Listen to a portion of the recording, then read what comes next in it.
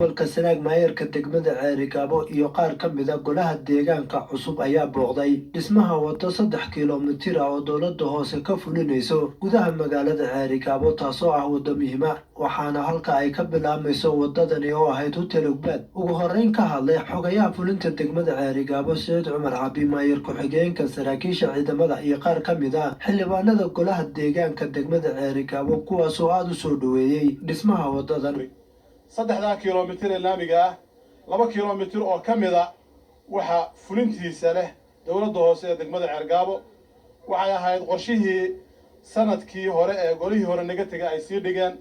fulinta maanta se waxa ilaahay nasiibkooda ku siiyay golahan cusub dadani wada aan islaan insha Allah wadooyinkii hore wado ka casrisan hadii la yiraahdo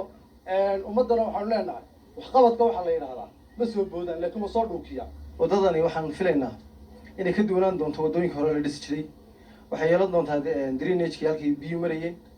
waxay yeelan doontaa sideways-ka labada dhinac in lagaga xidho dhagxaantii rifrodka la yiraahdo ama Soomaaliga la yiraahdo rimramka oo si biyuhu markay marayaan aanay wadada u soo ururin oo u soo gogoyn dadku in badan bay lahayn maxay qabteen waxa saxaafadda la isu taagi waayay annagu waxaan isnidhi quruxda iyo sharafta Cerigaabo maalinta quruxda leedahay ka shaqeeya wadadan hadday maanta ay noo bilaabeen oo ay bulshada u dhigaan wadda 3 kiiloomitir hawl yar maaha waa soo dhaweynaynaa waxaan aad iyo aad ugu faraxsanahay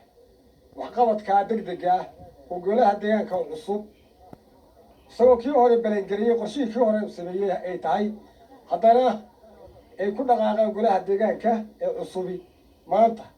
aad baan u soo dhaweynaynaa waana ku hambaliyeynaynaa golaha deegaanka ee cusub iyo maayirkooda runtii waxaan hambaliyeynayaa golaha deegaanka in muddo yar intuu joogay fikirkoodii waxqabadka gaadiidka ay soo bandhigeen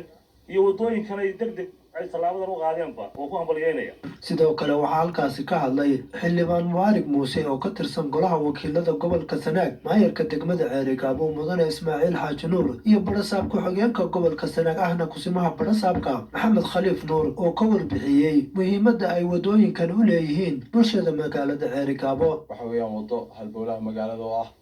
oo golihii hore iyo golahanba ay ka shaqeeyeen waxa runtii aad iyo aad wax lagu farxo oo ah in deegaankan iyo magaaladan iyo gobolka Cerigaabo inay degmadeedu ka shaqeysay wadadan qorshihii golihii hore ee waqtigiisii dhamaaday